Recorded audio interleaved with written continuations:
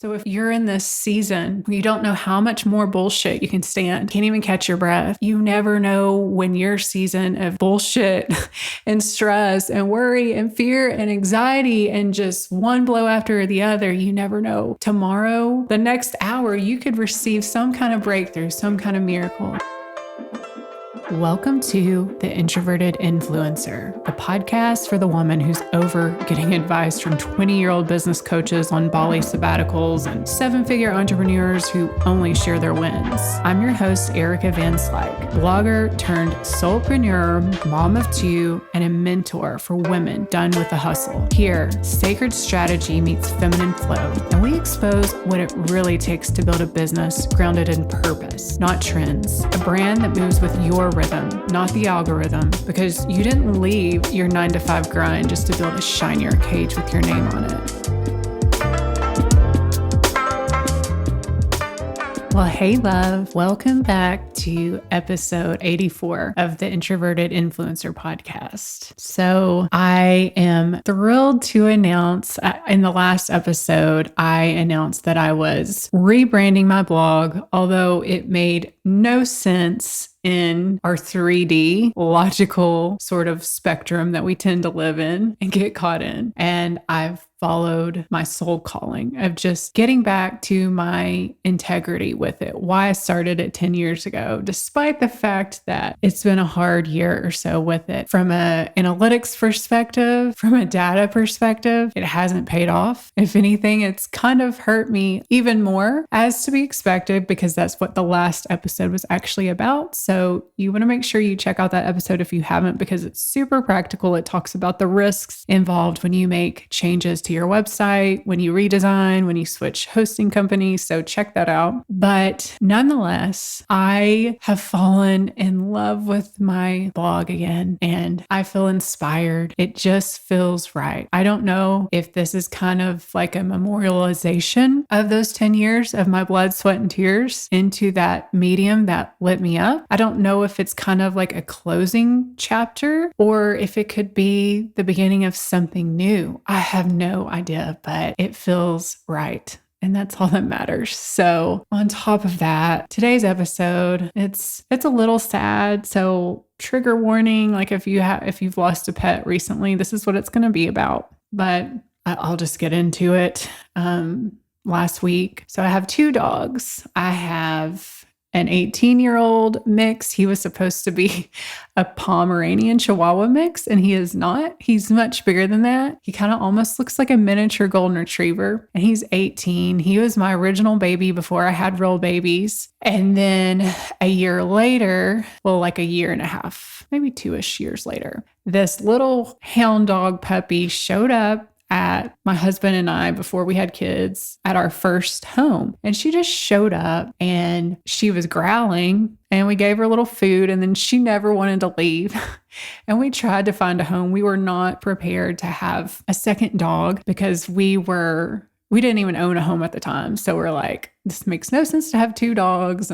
But we never could find a home for her. So we took her in anyhow. So we've had these two dogs that are really close in age. But for the past year, my oldest dog has been in really bad health. And we know it's just a matter of time before we're going to have to make a really, really hard decision with him. And this whole year has been all about him. And then unexpectedly last week, my slightly younger hound dog that was in perfect health, like Spry, she passed away suddenly. And it was so fast. There was nothing we could do. And she died in my 11-year-old son's arms. And so I just kind of, with this podcast, I don't want this to be a highlight reel of wins and surface bullshit like you'll find with so many other podcasts. It can feel so empty. I want this to be like real-time lessons that I share with you, like what I'm going through, to try to kind of alchemize all this unexpected loss, grief. I thought I would share some of the lessons that my sweet baby girl Layla taught us all, or at least taught me. And number one, her passing was a spiritual initiation for my older son, who sometimes I thought was not as compassionate, because sometimes boys, they go through phases. Well, I don't know if you have boys, but if you do, you know, right? And it was just this beautiful like maturity that I saw from him in this just love that he did not leave her side. That was just a proud mama moment for sure. One of the biggest lessons that I've gleaned from this experience, as I've had time to process it over this past week, because it was shocking. It was completely shocking. It was unexpected. One of the biggest lessons that really smacked me in the face through this is that wisdom. Like, you never know. You never know when it's your time. We had been so focused on our older dog that wasn't in good health. We never expected this to happen from her, not now. And so we had given so much attention to our older dog that there is this guilt of not being there for her as much as we could have been, because we just didn't know. So you never know when it's your time, or you never know when it's someone else's time. So if you're holding grudges with someone that you love, you never know. You never know if you have time to say you're sorry, to make amends. So if this is your sign to do that, this is for you. It's no coincidence.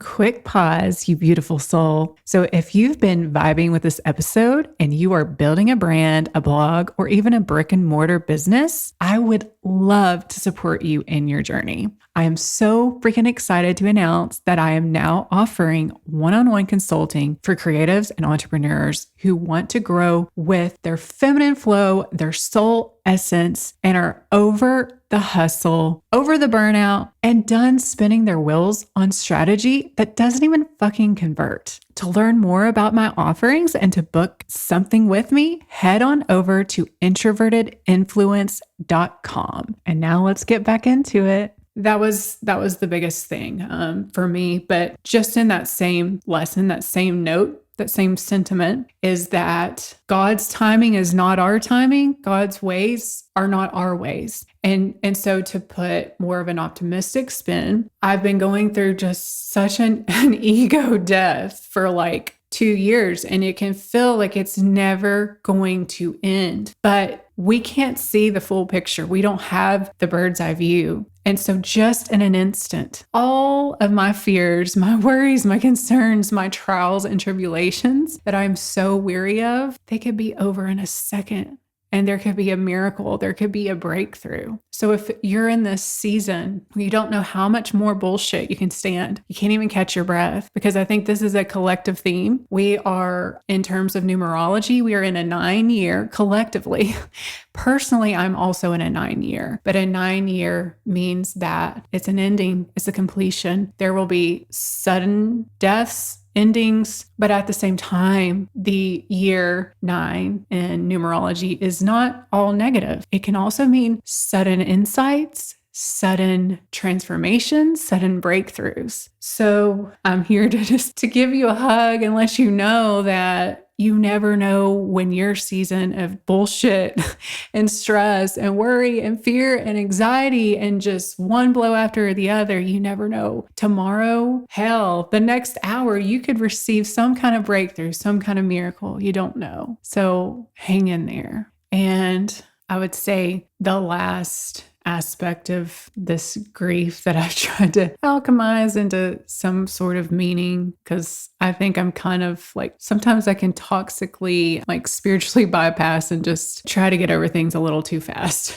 But just in that same sense that you don't know how long you have left, or with someone else, we don't know how long we have left, that we're all going to die. I know that's so morbid, but that's the two things we have in common, right, as living beings, is that we're all birthed into the world. We go through the birth process, and we also go through the death process. And you don't know how much time you have. So you really don't have time to waste putting off your dreams, the calling that has been planted inside of you. Like, there's no time for that. Not all of us are lucky enough to get gray and wrinkled and look back and reflect on our lives. But a powerful exercise to do right now, if you are lacking clarity in what way to move forward, what to prioritize, is to find some quiet space and get your journal out, channel your 90-year-old self on her deathbed and ask her, what were your biggest joys? What were your biggest regrets and your biggest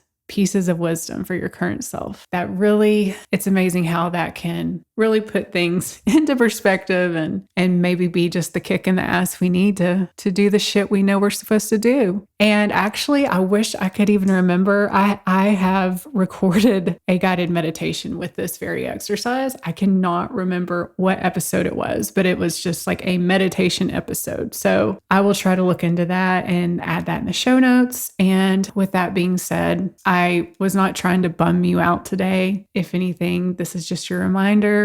Like I said, we're all on borrowed time and you never, ever, ever know. You just don't know. And in the scary sort of way of potentially a life lost, or in a beautiful way of a unexpected miracle, that things don't always take as long as you think. And nothing lasts forever. Nothing lasts forever. There are seasons, there are births, and there are deaths. And there are rebirths and there are deaths. And that's life, huh?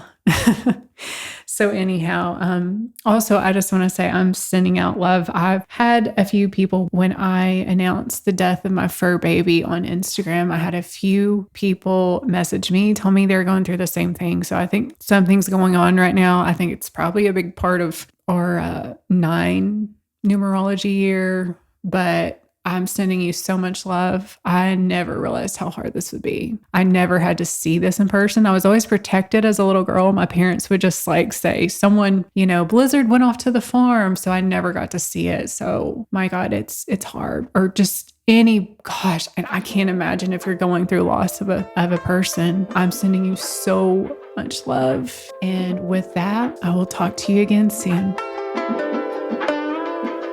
Thank you so much for hanging out with me today. We could keep on spreading the word about this podcast. And 2 ways you can help me out is by leaving me a 5-star review on whatever podcast platform you're listening to this episode on, or you can actually take a screenshot of this episode and tag me over on Instagram at Designing Vibes. And of course, I would love you to DM me whatever resonates. And I am sending you so much love.